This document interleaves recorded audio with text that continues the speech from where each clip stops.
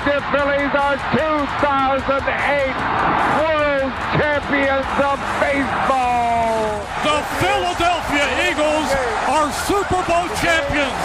Eagles fans everywhere, this is for you. Now entering the game for Philly Press Box Radio, Bill Furman and Jim Chet Chesko. It's Wednesday, April 19th, 2023. Welcome to the Philly Press Box Radio Roundtable, brought to you by the Irish Rover Station House in Langhorne, PA, Allstate Insurance in Westchester, PA, Cavs, Philly Tailgates, and the Edge of Philly Sports Network. I'm Bill Furman. I'll be your host tonight, along with my partner, Jim Chet Chesko. Hey, Chet, the Phillies continue to play, let's call it inconsistent baseball with an 8-11 record after today's win. The Sixers have a nice 2-0 lead on the Brooklyn Nets. The Stanley Cup playoffs have started without the Flyers as their season has ended. And Jalen Hurts got that big deal Eagles fans knew was coming. There is plenty to talk about in Philly sports. Yeah, Bill, all four of the sports teams are in play in terms of news anyway. No Flyers playoff action, as you mentioned, sadly. But it's going to be a no doubt interesting offseason for the Orange and Black. Things are looking up regarding the Phillies. They've won 2 out of their last 3 games. The bullpen looking great the last 4 games. You know I'm pumped about the Sixers, Bill. And as you would say, Jalen Hurts got paid. Jalen Hurts got paid. How about that? Hey, we certainly have plenty to talk about. We have great guests tonight returning to Philly Press Box Radio in Hall of Famer Paul Hagen to talk Phillies, and the great Flyers PA announcer LOU NOLAN will be joining us in the second half. Yeah, a couple of Philly legends, Bill, and 2 of the nicest guys in the biz as well. We're happy to have them with us tonight. Absolutely. So let's go ahead and let's get it started. Let's welcome Hall of Famer Paul Hagen back to Philly Press Box Radio. Paul, welcome. Good to be back. Hey, Paul, nice to see you again. Let me ask you this to start off. Coming off a World Series run for the Phillies last fall, did you think we'd be talking about an 8-11 team here in mid-April? Probably not. But on the other hand, you know, the Phillies were essentially a 500 team, a little over 500 last year. They got hot at the right time. We always talk about getting in and getting hot at the right time, and they did that last year. The other thing is, you know, it wasn't that long ago, 3-4 years ago now, maybe, that the Nationals were terrible through the first 2 months and ended up winning the World Series. So I know it's hard to watch some of the way the Phillies were playing earlier this year and say, you know, you can't overreact to it, because when you see the bad base running and you see, you see some of the stuff we saw. The team was just not scoring runs at all. And then all of a sudden they scored 15. And then a couple nights later, they almost get no hit. So, you know, it's just been that kind of season so far.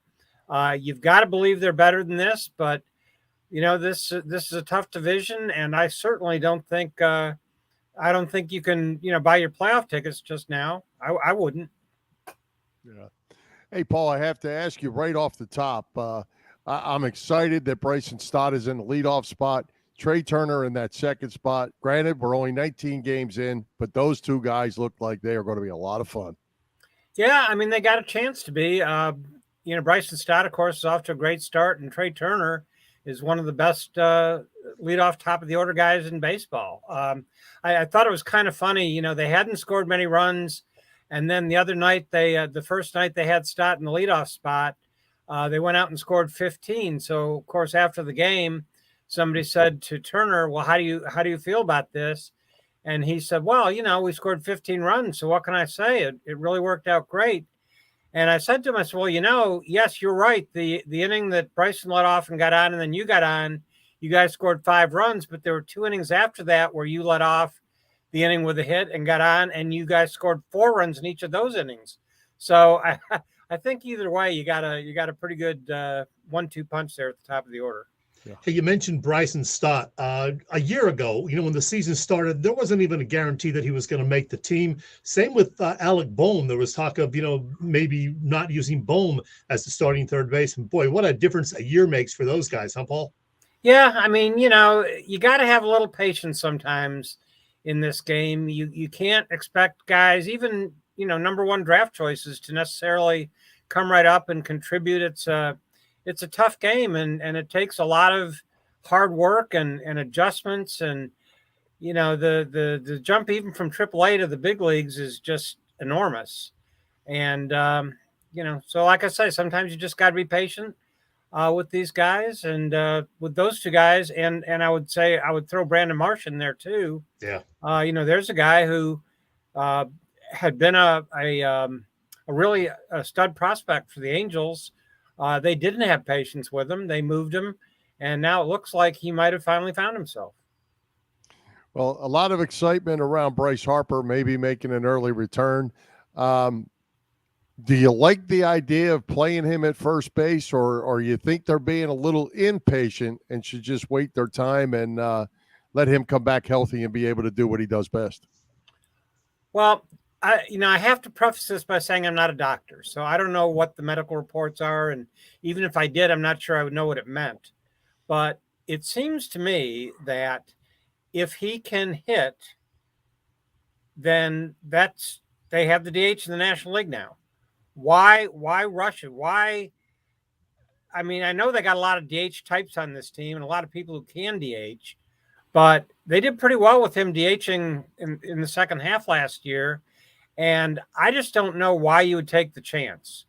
But that's just me. I'm sure the doctors are telling them that there's no problem. If the doctors were telling them there is a problem and they're doing it anyway, that would seem kind of short-sighted. And again, it's not like if this was 3 years ago and there was no DH in the National League, I'd say, well, okay, maybe you need to try to find a way to get him in the lineup. But I just don't understand the rush to play him at a position he's never played before when you can get him in the lineup without doing that. Well, yeah, they lost, of course, Rhys Hoskins for the season, and now Derek Hall, who was playing first base, is also hurt. So I think they're just doing it kind of as an option and see how he does, in these practice games and whatnot. We don't know for sure if it's going to happen, but, maybe it'll make him feel like more a part of the team. I know he missed being out in right field last year when he came back. So I'd be okay with trying it for at least a few games, see how he does. I think the real concern is with him sliding from what they said. So yeah, he's got to be careful with the sliding. I don't know. I'd love to see him back in the lineup, though, for sure. Yeah, I mean, I don't have a problem with Alec Boehm at first and Edmundo Sosa at third either. Yeah. I mean, that seems to have worked out pretty well, the games they've tried that so far this year. I just think it would be a real shame if he went out there and a runner ran into him, or he tried to snap off a throw, being a competitive guy, tried to snap it off to get a double play a little harder than he should have and re-injured it. I just don't know that the risk is worth the reward when you do have a much safer option. Mm-hmm. And of course, he could be at the plate and get hit by a pitch. So there's no guarantees in this game, but I just don't know that I would personally, if I would risk it. Hey, Paul, Rob Thompson got away with a lot last year, I think, with juggling his lineup and juggling his bullpen throughout the entire. He started the season kind of doing a lot of that already. You've been around baseball, your whole life, and we all know baseball players are creatures of habit. Is this a good thing by Rob Thompson, or do they need to let these guys settle in and get to their spot? Well, I think in a perfect world, yeah. I mean, all the relievers say, I want to know my role. But I forget who the old manager was who said your role is to pitch when I give you the ball. So, I understand the players like that. But you're right. I mean, last year they did a lot of mixing and matching. And honestly, with the sabermetrics being what they are today, I understand why you might not want to just go, here's your seventh inning guy, here's your eighth inning guy, here's your ninth inning guy, because those innings aren't always created equal. As the analytics people like to point out, sometimes the high pressure inning is the seventh or maybe even the sixth. So it's great to have a shutdown guy come in the ninth, but if you don't hold the lead till the ninth, then I guess it doesn't really matter as much. As far as the lineup, and the other thing I would say is, really, now they've had two starters get to the seventh inning now. which I think is great. I was a little concerned about just burning guys out early on. But then again, if your starter's only going 4 innings, what are you going to do? You kind of play the cards you're dealt as the game goes along. We were talking before the show started about Rob Thompson had a quote the other night after one of the games. He said, "Yeah, this was a great night. I only had to use 3 relievers." I can remember when 3 relievers was a lot, and one of them might have pitched 2 or more innings. So, but baseball's changed, and that's fine. But these guys only have so many innings in them. They're not trained to pitch 80, 100 innings for the most part. So I think overuse is probably more my concern rather than the role. Paul, we'll talk more about the rules changes in a little bit, but 2 of the guys who seem to be most affected by the pitch clock are the 2 aces, or the top 2 guys in the rotation. We're talking, of course, about Aaron Nola and Zach Wheeler. When they have guys on base, they seem to, I don't know if they're panicking or what, but they're using up, pretty much all of those 20, 25 seconds, whatever it is, with guys on base, and just not as effective as they are when there's nobody on base. Are you seeing that? Are they, having trouble adapting to these rule changes? Well, I think a lot of starters, or a lot of pitchers actually, are more effective with no runners on. They can go full windup instead of pitching out of the stretch, which is certainly a thing. But I don't honestly have a lot of sympathy for pitchers who are saying, "Oh, I feel rushed. I don't have time." We knew this was coming all off season. Mm-hmm. We knew it was coming, and they were using it in spring training. So I don't really see. I'm sorry. A pitch is a pitch. Throw your best pitch. The best pitch is a well-executed pitch. So I don't think you have to sit there for 45 seconds to try to decide which pitch you're going to throw and make that big a deal out of it. Decide on a pitch, then concentrate on executing it. And if that's what you're doing, I think there's plenty of time to get pitches off. Interesting. While we're talking, let's go ahead and talk about the rule change as far as the shift. I think it's probably leading to some more offense, at least this early, and it does appear, whether it's the shift or the bases, that we're seeing a lot more stealing bases here early in the season. You in favor of these or no? I am in favor of some of the rules, and I am not in favor of some, and I'm kind of about at least one, and that's the shift. I think I like the game better when the fielders are playing where have traditionally played. And I do think it makes it a fairer game for the hitters. At the same time, I think if I'm a manager and if I wanted to play my other 7 fielders all in right field, I think I should have a right to do that. One of the great cliches in baseball is that it's a game of adjustments. And if the defense wants to make that adjustment, they're taking something away, but they're also giving something in return if I can take advantage of it. But I don't have a real problem with it. I do love the pitch clock. I think what we've seen so far is how much really dead time there was. I'm not a big fan of the limit on the number of throws over or disengagements, as we like to say. Mm-hmm. Because I can remember back in the old days in Montreal, they had a hand-drawn chicken that they would put on the scoreboard every time the opposing pitcher threw over, and the fans really got into it. So I think it can be fun. I think it can be part of the game and adds to the suspense.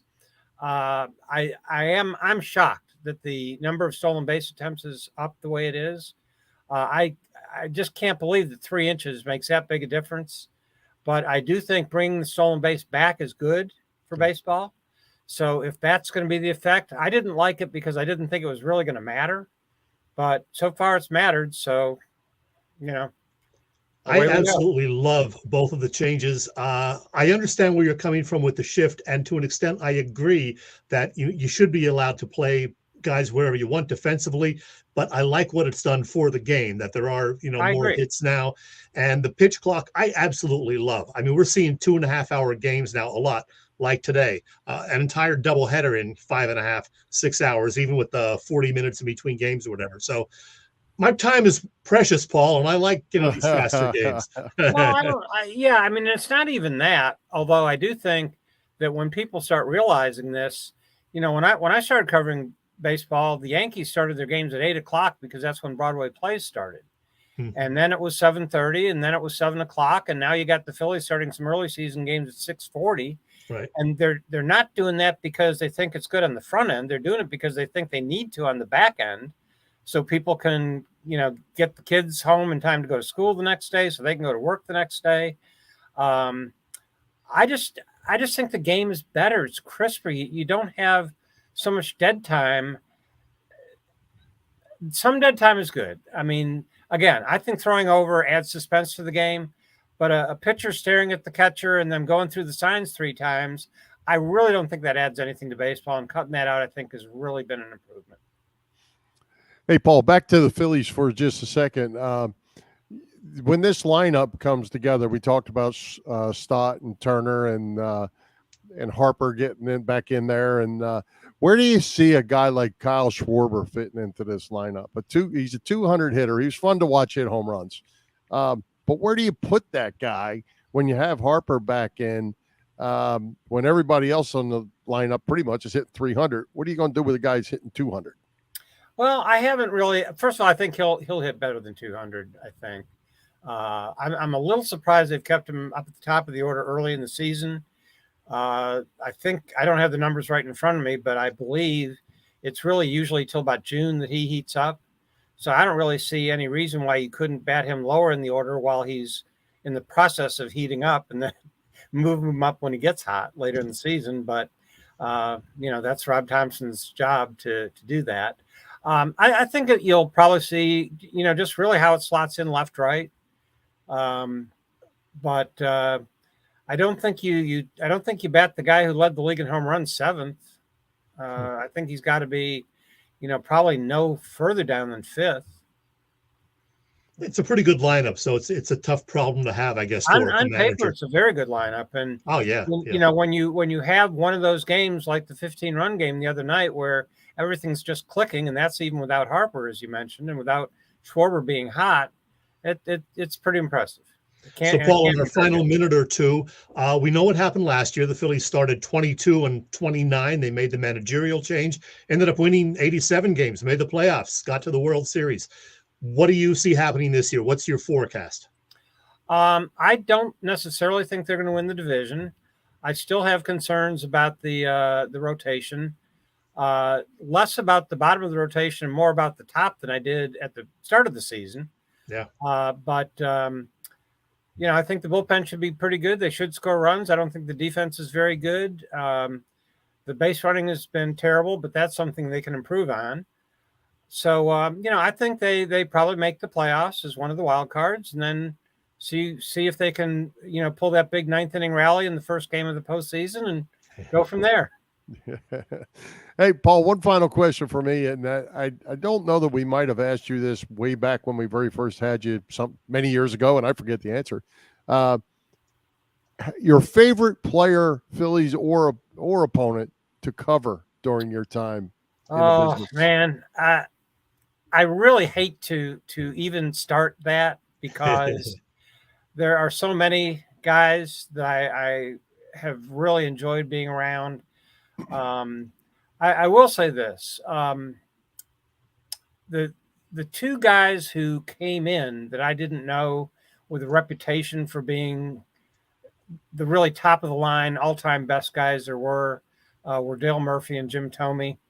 And I was prepared to be disappointed because, I don't think anybody can maybe you say, well, how can anybody be as good as this? And both those guys were absolutely they lived up to every expectation, every accolade that they had gotten over the years. They certainly were that good and maybe even better. Yeah, I never heard a bad word about either of those guys, Paul, so I understand. Yeah. All right. Well, hey, Paul, we are out of time already, and we enjoy it as always. And I always love having you because I admire that bookcase behind you so much. I just every time I look at it, I think I've never even seen that many books, let alone read them. Well, I grew up liking to read, and I think that's been a good thing for the most part of my life. Yeah, absolutely. Well, thanks again, and let's do it again. Absolutely. Let me know. All right, Paul. All right. Thanks, Okay. Paul. Thanks a lot. Chad, always great stuff with Paul. That's for sure. Oh, yeah. All right. Well, hey, spring is here, except I think it's a little chilly up there in the north bit. today. But spring is here. It's time for you to save some money with Allstate's pay-as-you-go auto insurance. That's right, Bill. Allstate's pay-as-you-go auto insurance puts you in control. You only pay for the miles you drive, with the same full coverage that a traditional policy offers. Pay-per-mile insurance gives customers greater control of their insurance costs. See how much you can save with pay-per-mile car insurance by calling your local agent. In Westchester, PA, that is Dave Lavoie. Call Dave at 610-430-0700. Once again, 610-430-0700, and start to save more now that you are driving less. Well, hey, Chet, while you're out, though, tell us what's going on over at the Irish Rover Station House.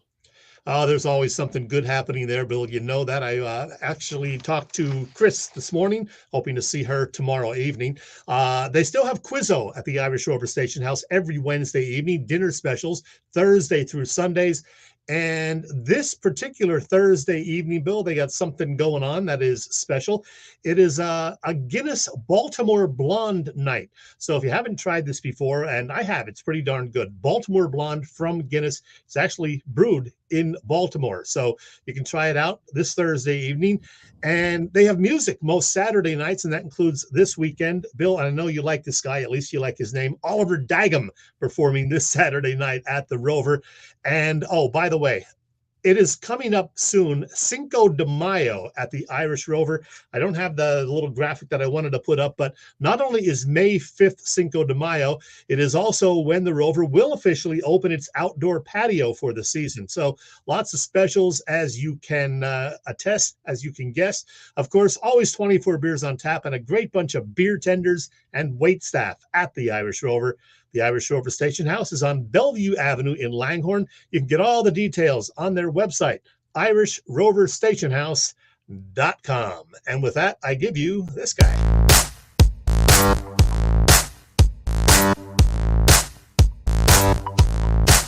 Hi, football fans. This is Merrill Reese, and you're listening to Bill and Chet on Philly Press Box Radio. It's good!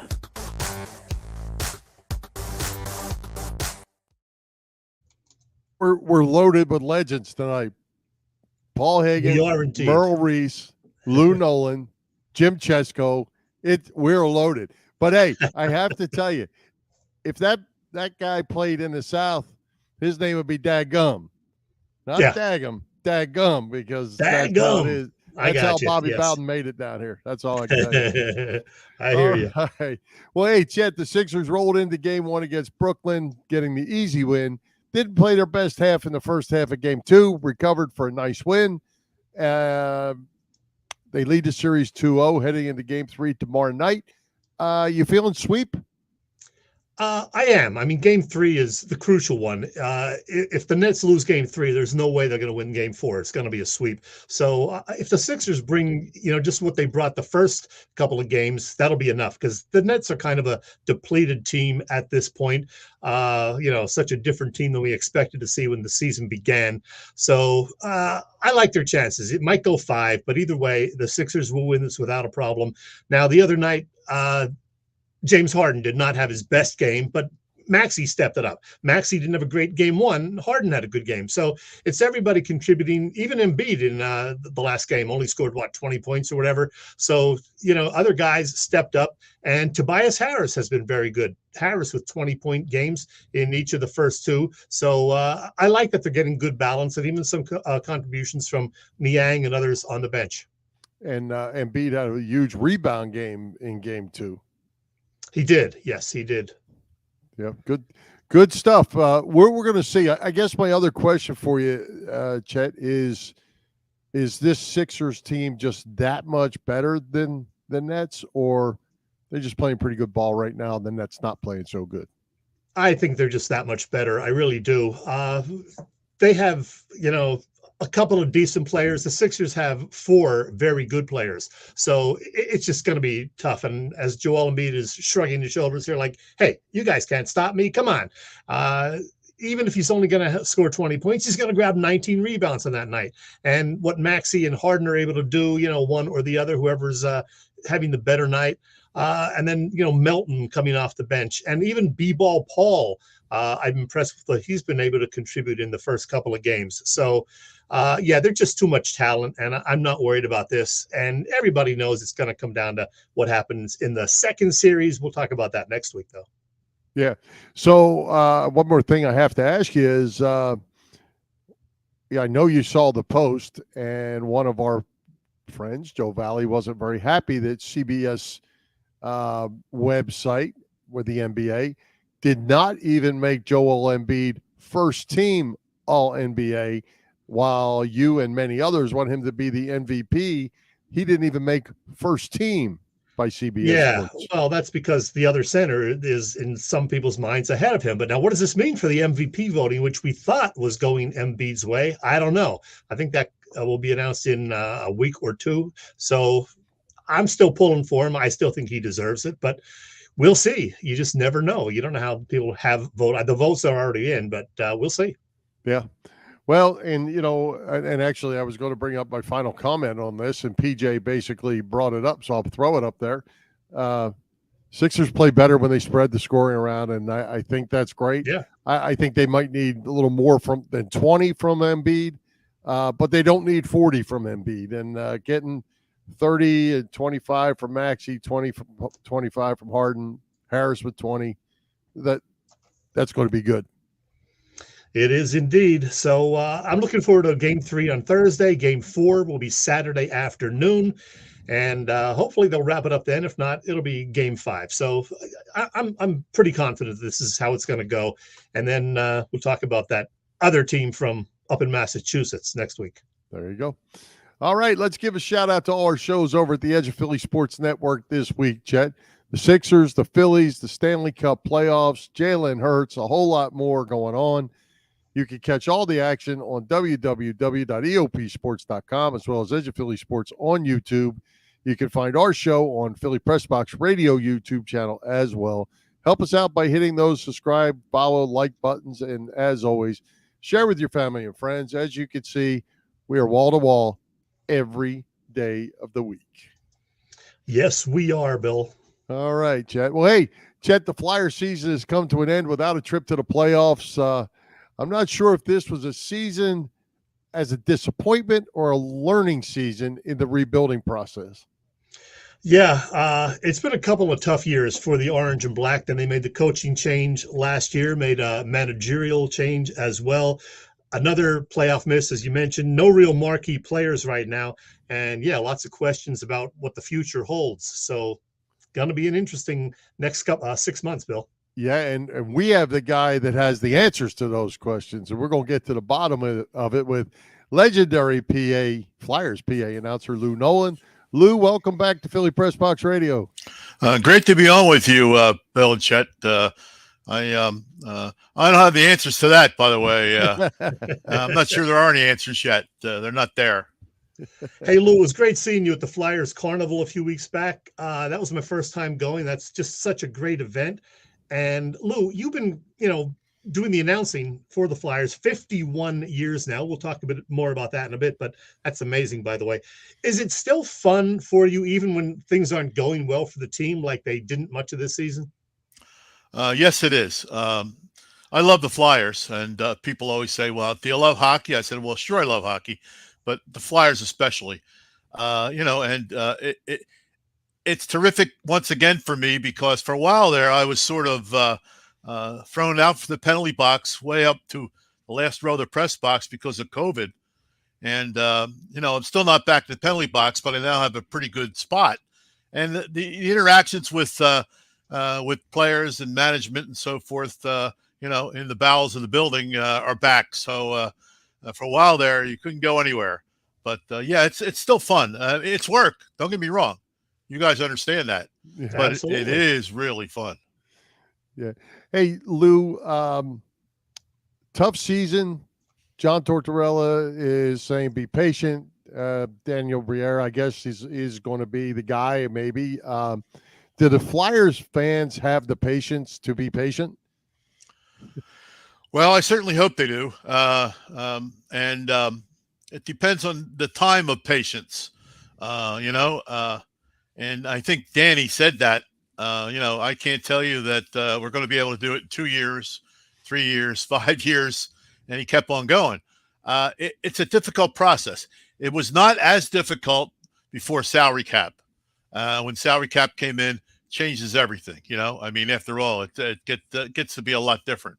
But the fact is that you do the best you can with what you have, and just as if one general manager from 10 years ago was replaced and has to clean up after the general manager from there, the next general manager cleans up from him, and this general manager, if indeed Danny is one, cleans up after the other. So there's nothing anybody tried to do that's wrong. They just made some judgment calls that go against them sometimes. Hey, Lou, we mentioned John Tortorella. How well have you gotten to know him now that he's been the Flyers coach for a full season? And how is he fitting with this franchise? Well, I think he fits well with the franchise. Let me answer your first question. I've not gotten to know him very, very well. Spoke to him a few times, mainly about things away from hockey that he loves, the farm, horses, dogs, things of that nature. And he told me something interesting. He says that the horses and dogs never talk back to me, which I think is pretty interesting. And then I read today that there are certain guys that do talk back to him and question him, and he likes that because it draws them in. So more of that might be good. But hey, he's a coach and he knows what he wants to do, and he's got guys around him to help him do that. So it's just a matter of, is it going to work? I certainly hope so. And I hope the Flyers fans a couple of years from now have the ability to say, I was there when it wasn't too good. Now, I've been through a couple of these phases. Yeah. I know when it wasn't good at all, and it got better. And then it wasn't good again, and then it got better. So right now, it's difficult. But, you lose two of your top players. The third one gets on the ice for 4 games, is your best defenseman in those 4 games, and then is gone. He was the number 1 defenseman, Ryan Ellis, and then he's not there. And they were counting so much on him to be an integral part of it. And so maybe, it changes your whole outlook on things and the way you look at things. Yeah. Would you look at the positives? I think Travis Konechny had a breakout season. Owen Tippett had a real nice season. Morgan Frost got better as the season went on. Carter Hart kept them in a ton of more games, even though they didn't win a lot of games. He kept them in a lot of games. Yep. The cupboard's not all the way bare. I agree with you. I think we're good in goal, and there are 2 guys that are going to fight it out in training camp for the number 2 spot, if indeed they're both there when camp comes on. The forwards, the young guys are doing well. You trade Claude Giroux, and his replacement comes in and scores 27.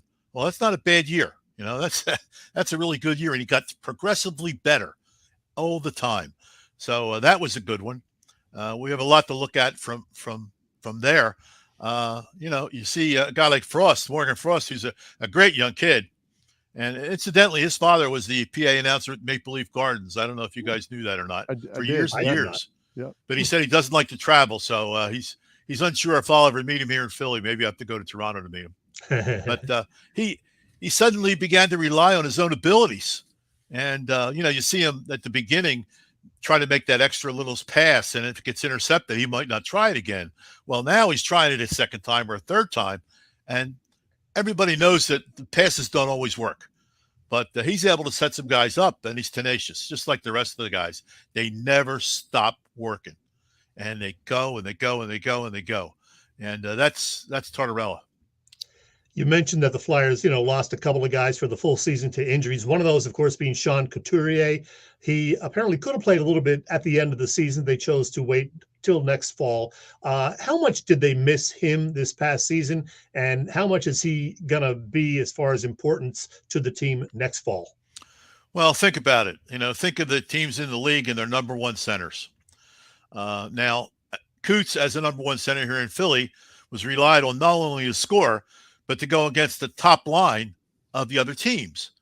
And that's a very difficult thing to do both of those things, offensive and defensively. So only certain guys can do that. And Coots is one of those guys that could do it. To miss him, it's irreplaceable. Now, Noah Cates has done a very good job picking up and eventually getting to that number one slot after some people were shuffled one way and another. But he can go against the best players from the other teams, and he's scoring a few goals and getting a few assists. He's making a big contribution, enough that you could take guys and move them around to different places, and they blossomed at the same time. So it's going to be interesting to see how the teams put together at the end of training camp next year. I think training camp will be interesting. We'll get a lot of things sorted out there. Some guys will be here, some guys will not. And, it's interesting. I saw Danny Briere. There was a quote today saying that he wants to bring Tony DeAngelo back. I don't know if you saw that, but I like Tony. I think that, he makes terrific passes out of the zone to start it off. And it's just a matter of having him think a little bit more about the defensive end of it, and maybe teach him some things and get that done. So I think that we're going to be good. You see Nick Seeler, quiet guy, just a quiet guy, does his job. He's a plus for the season. There are not many pluses on this team. Mm-hmm. He may be one of the few, if any, besides him. Well, the one guy that is a bit of a mystery to me, and he's been around a while now, is Ivan Provorov. Is he getting better? Is he getting worse? Or is he staying the same? It seems like every night it's kind of an up and down deal with him. Yeah, I think you're right about that, Bill. Provy's a good guy. I like him. I like his abilities. When they matched him up with Niskanen, and that year Niskanen was here, he was really terrific. And he and Niskanen got along. And then all of a sudden, Niskanen's gone and retired, and you're trying to figure out who to fit with Provorov. Now, Ryan Ellis might have been the guy to fit with him, but you know what? There is no Ryan Ellis. So you go through experiments and try and figure out who it should be. And guys have different abilities. They do things differently. Where Provy can take a puck, and we saw him do it in a couple of overtime games, end-to-end score. You win the game. I mean, he has the ability to do that, and at the same time be a good defender. So I like him a lot. I hope that he sticks here. I think he's probably one of the guys that fans seem to think would have a better time somewhere else. But you can't just give guys away. Think about it. You can't make deadline trades that people on the other end don't want to do it. It's a trade deadline. So, hey. Hey, Lou, the last time we talked to you on our show was March of last year. That was just a couple of weeks before the Flyers honored you for your 50 years at the time behind the mic. What do you remember about that night? That was pretty special, I'm sure. Well, to have the fans come out for that night, and a lot of people showed up for that, and to honor me as much as it was to see a good hockey game. But, my family was out on the ice. It was the greatest thing that could ever happen to me, getting them out there. And then there you see a shot of all of us looking up at the board when they did the video, the tribute video, so to speak. But, 51 years of doing that, it takes a lot of work and a lot of nights away from home. So I credit my wife, Ellen, with still being with me and saying, okay, Lou, you're out at games 2-3 nights a week for a period of time, but you come home. So that's a good thing. Well, it was a great tribute, and I was glad I didn't get to see it in person, but glad I got to see it on TV, and congratulations on that. Thanks. It's a lot of work and a lot of years. Yeah, amazing. I can't believe it. Could be that. Yeah, the time sure does fly, doesn't it? You got that right. Well, hey, Lou, you said to us when we had you the last time about some special players that you have collected sticks from over the years. And I was just curious of the players now. Who are those guys now that are really those special guys in your mind? Well, if I was going to say I'll continue collecting sticks, it becomes more difficult when the players get to be really the best players. Like, Pasta from Boston. I'd love to have one of those. I'd love to have a McDavid, but I don't. Just got a goalie stick from Hartsey. And I think that's going to, it's so light and it's so different. They're made out of carbon fiber now, the whole stick. And I took a stick in to talk to him after I got his stick home here, and I weighed these two sticks. And one of the old ones, it was from Grant Fuhr during the time he was undefeated, I think 46 games or something. And I thought it was a lot heavier. And when I took it in, and he felt it, he said, I don't think it's that heavy. So, what I think isn't necessarily what the goalies think. Yeah, that's for sure. But I could see significance. If you put them on a scale, 1.5 times maybe, something like that. But the goalie sticks, along with the other sticks that are all carbon fiber now, are really, really light in comparison. Some of the old guys, like the Dornhoffers and the Clarks and whatever, they're like clubs, heavy sticks. Hey, Lou, one of your best buddies who we've had on the show many times, Sam Carchidi, made a bit of an announcement this morning. He is involved with what's going to be at least a 10-part series on the first decade of the Flyers, 1967 to 76. And it sounds really cool. It's going to be basically a series with actors based on interviews that he has already completed with a bunch of former players and you. What do you know about this project? Well, I know more now that I read that today. Sam, I think Sam is an amazing guy. There's a guy that, wound up off the beat and then back on the beat. In the meantime, he writes not only the book that with me that co-wrote that, but he's written other ones, 2 or 3 other ones. Sam is a tireless guy who just works on projects. And the one coming up, if it manages to get sold, is going to be pretty good. Yeah. I always say, I was kidding my wife the other day. I said, well, maybe David Boreanaz can play me. And she just laughed and said, you wish. But yeah, it should be good. It should be good. And then I was interviewed with a whole lot of other people over a couple of days, and along with my friend Joe Cadillac, who knows where everything is buried there. Traveled with the team for years and years. Joe once told me a story that he was in Edmonton for Game 7 there, and he was 100 tickets short. They sent a plane, separate charter with all the staff, 100 people. And he said he realized when he got there and he got the ticket request that he needed an extra 100 seats for Game 7 of the Stanley Cup Finals. And he said what he did was he thought about the makeup of the building, and he had to put a whole row of seats along the top rim, and got it done. So Joe's a no problem guy. No problem. Nothing was ever a problem. Magnificent guy. He should be in the Hall of Fame. He's ready. And you should as well, Lou. Him before me, Chet, because he took that team that went 2 Stanley Cups through thick and thin, believe me, traveling back in the old days there. No charters. That was traipsing through the airport, getting to a plane. So right until the finals. So it got to be pretty tough. But there's a guy that amazing guy, doesn't get the credit he should. Well, you were one of the nominees for the Flyers Hall of Fame, and they better get you in soon, Lou. I'm going to be ticked off. Well, we'll see. They gave me a nice night last year, so they did. Maybe that will suffice in their eyes. I don't know. Hey, Lou, one final thing from me before we go. You spend an awful lot of time with the Flyers charities and the Flyers alumni and all that. What's going on with those guys? Brad Marsh seems like he does a heck of a job with all the stuff they have going on. Bill, you're absolutely right. Brad Marsh has taken that where it was a group of people that played a few hockey games, and Joe Watson used to put that together, and good for Joe, and make some money for some charities. And Brad has taken it way past that, where there's a golf day. We play games, certainly for people. But more than that, it's the charitable end of it.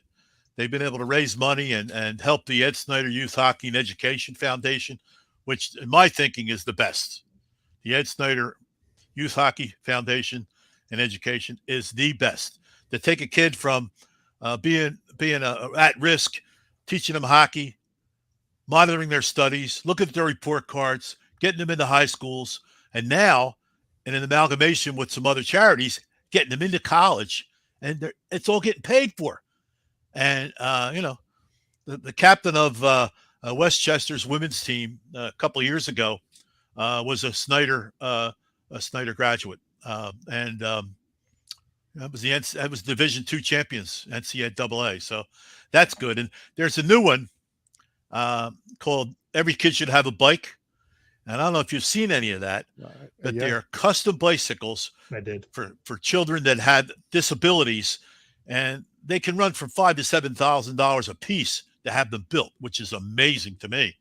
But I think they've given away 13 of them now, or 14 bicycles like that. We actually had a child drive right into the golf tournament last year. Big smile on the articulated bike, and having a challenge getting in there, and just happy as could be. And it's good. It makes you feel really good about what the Flyers charities and what Brad is doing with the alumni in conjunction with them. Mm-hmm. That's awesome. Well, Lou, we are out of time already, and but we always enjoy it, and we want to do it again with you. Well, yeah, I hope my hookup is a little better and quicker next time around. I'll make sure it was. I just got on at the last second there, thanks to I was realization that my camera wasn't plugged in.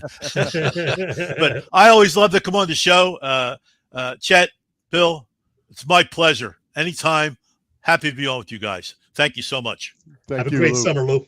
Right. All right.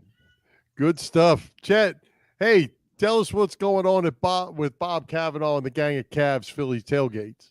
Well, let me tell you about Cavs, Bill. Bob Cavanaugh at Cavs Philly Tailgates has been cooking up a terrific catering business for more than 30 years now, known best for their tailgate parties. And yeah, I can attest I've enjoyed Cavs' delicious food on several occasions in recent years.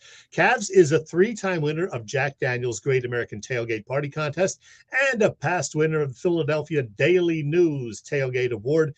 Even been featured on the Food Network. Next big event is a tailgate before the May 6th Phillies Red Sox game at Citizens Bank Park. And boy, they have great food all the time. As you can see, even filet mignon sandwiches, boneless chicken, grilled sausage, your basic burgers too, if you just want that, and some beverages as well.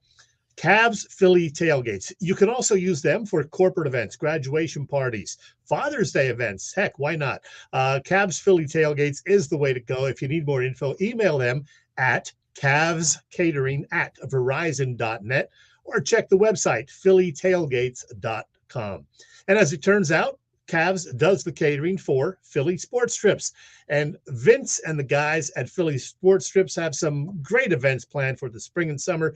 This is just a partial list that I have on the screen. You can go to Coors Field next month to see the Phillies. You can check out the Union in action up at Citi Field in late May. You can go to Wrigley to watch the Phillies in late June, early July. How about a trip to Pittsburgh in that beautiful PNC Park the end of July? And just added within the past week, trips to San Diego for a Phillies Padres series in early September, and the Ryder Cup in Rome and Florence in late September, early October. Plus, of course, all of the Eagles games as well, home tailgates and road trips. Philly Sports Trips does it all. Check the website, phillysportstrips.com, Bill. Good stuff. Well, hey, Chet, we had great guests tonight in Paul Hagen and Lou Nolan. Who's coming to Philly Press Box Radio next week? Well, Bill, next Wednesday happens to be draft night eve. I think you know that. So we've got our old pal, Mark Eckel, joining us next Wednesday. He will discuss with us what the Eagles might do with their 2 first-round picks. Will they move up? Will they move down? Will they trade one of them away? He'll give us some sleeper picks that he likes. But always great to talk to Mark about the Eagles and the draft. And we have another guest, too. That will be Tim Kelly from Phillies Nation. Tim is great. He is all over what's happened with the Phillies. And I have a hunch, Bill, that you and I will talk about a Phillies Celtics second round playoff series too. So Mark Eckel, Tim Kelly, and you and me talking Sixers Celtics, I think. There you go. Hey, speaking of the Eagles, they got the deal done with Jalen Hurts. He's now officially the foundation of the Eagles franchise. It does appear, at least, Chet, at this time, it's a team-friendly deal, it looks like, at least early on in that contract. Are you glad it's done? Do you have your hat is hanging on QB1? Yeah, I love this. You were a big fan of Hurts, even bigger than me. I thought he had a lot of potential, but boy, did he surprise us with what he did this past year, taking them all the way to a division title that was wrapped up in early December, and then trip to the Super Bowl. So yeah, I'm a Hurts guy. I'm glad they got it done, and it is what seems to be pretty cap friendly. I mean, when you compare it to some of the others, like Daniel Jones of the Giants, the Eagles and Howie Roseman did a great job with this. So it does seem to be team friendly. I mean, it's a ridiculous amount of money, but that's just what it is nowadays with quarterbacks. You're getting 40, 45, 50 plus $1 million a year, but I'm glad it's done. Yeah. Yeah. Well, Chet, the only thing I hope is, and everybody throws this back, well, the Chiefs did it, with Patrick Mahomes. The only thing that really worries me is the Chiefs struck gold because they got in a situation where they could not pay possibly a Hall of Fame receiver in Tyreek Hill and had to trade him. It worked out okay for them, and they still won a Super Bowl. When the Eagles get to a point 3 years down the road and Kelsey's gone and maybe Lane Johnson's gone, and now all of a sudden you can't pay A.J. Brown because you don't have money. Yeah. Those are the things that the salary cap does to you. And when you pay a quarterback or any player all this money, it's going to be a real challenge. That's why you see those signing all these guys to 1-year deals. You're going to have to plug this in, and you're going to have to, and it's also, we'll see what Mark Eckel says next week, but I think that's why you're going to see some trades of these number ones. They're going to need more bodies that are on rookie or lower level salary contracts as this plays out, because you can't pay everybody, especially when you get a hit like this from one player. Yeah, and that is the big concern. There's only so much money to go around. There is a salary cap. It keeps going up and up, but still, if you want to keep all the weapons and keep them happy, they're going to have to be some tough choices along the way. So in Howie we trust, I guess, until we don't.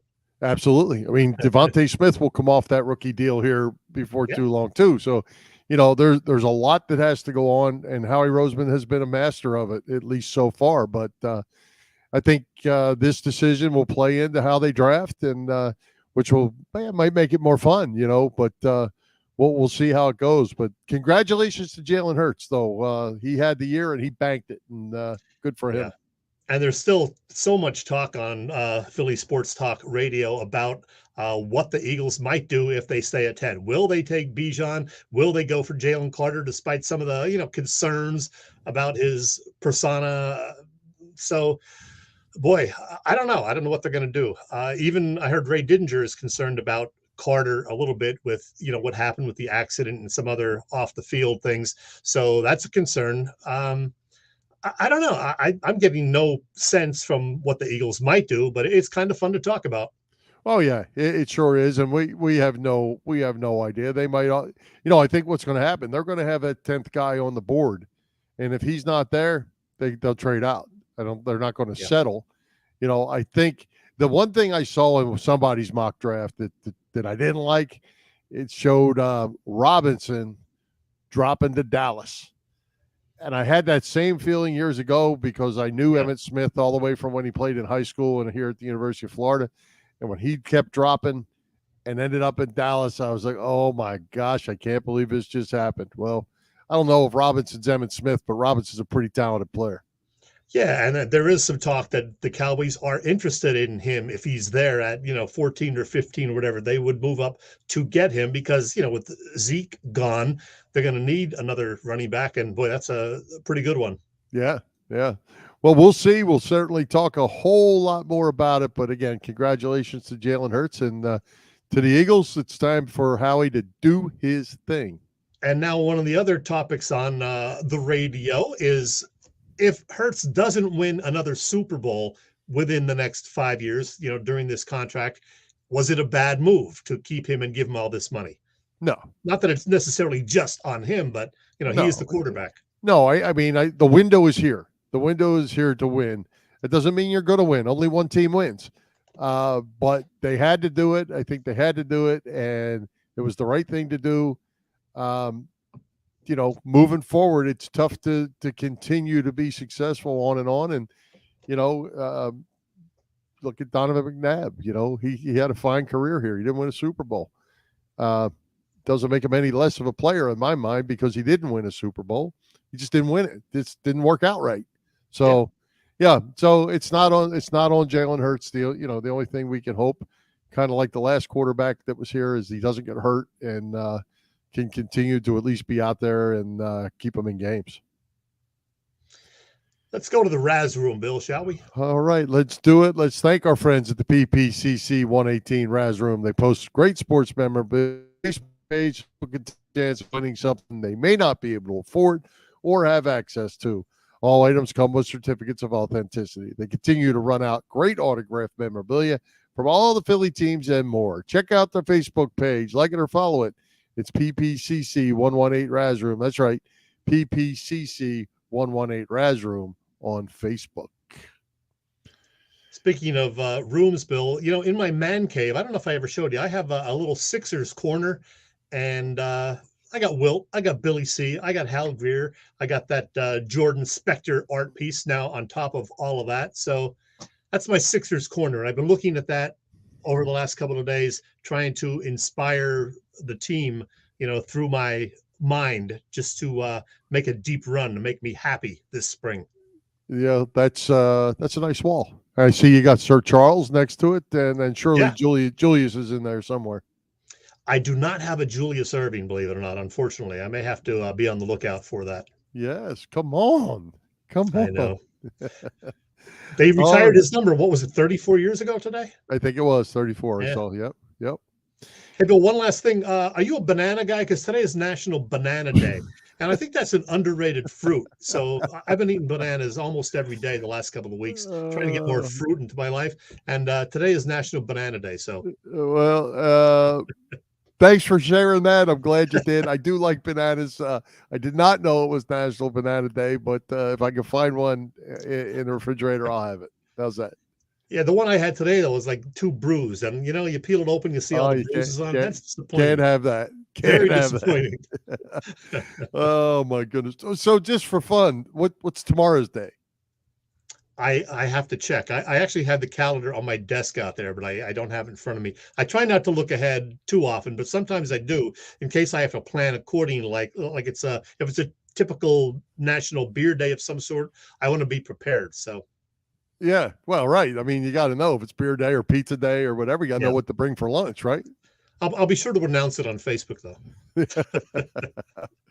All right, let's wrap this thing up. Let's thank tonight's special guests, Paul Hagen and Lou Nolan, our sponsors, the Irish Rover Station House, Cavs Phillies Tailgate, PPCC 118 Raz Room, and Dave Lavoie of Allstate Insurance in Westchester, PA. For Jim Chet Chesko, this is Bill Furman. We hope you enjoyed the show. We'll join Philly Press Box Radio next Wednesday, April 26th at 7 p.m. You can see us live on Facebook, listen to our website, phillypressboxradio.com, on Google Podcasts, as well as Apple Podcasts, iHeartRadio, and all the others. With that, Chet, high hopes, Philadelphia sports fans, and let's go Sixers.